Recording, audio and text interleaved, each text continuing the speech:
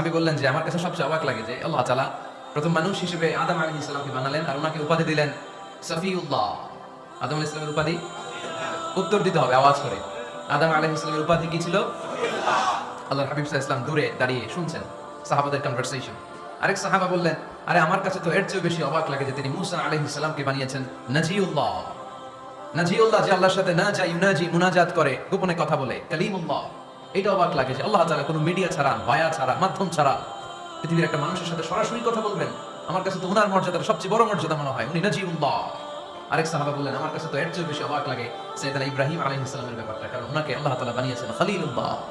এই কনভারসেশন যখন আল্লাহর হাবিব সাল্লাল্লাহু আলাইহি ওয়াসাল্লাম শুনলেন, আল্লাহর হাবিব সাল্লাল্লাহু আলাইহি ওয়াসাল্লাম মসজিদে নববীতে প্রবেশ করে সাহাবাদেরকে বললেন, তোমরা যা বলেছো আমি সব শুনেছি, তোমরা যা বলেছো সব সত্যই বলেছো, ঠিকই বলেছো। আল্লাহ তাআলা একজনকে বানিয়েছেন সফিউল্লাহ, একজনকে বানিয়েছেন খলিলুল্লাহ, একজনকে বানিয়েছেন কালিমুল্লাহ। তবে জেনে রেখো আমি হচ্ছি হাবিবুল্লাহ।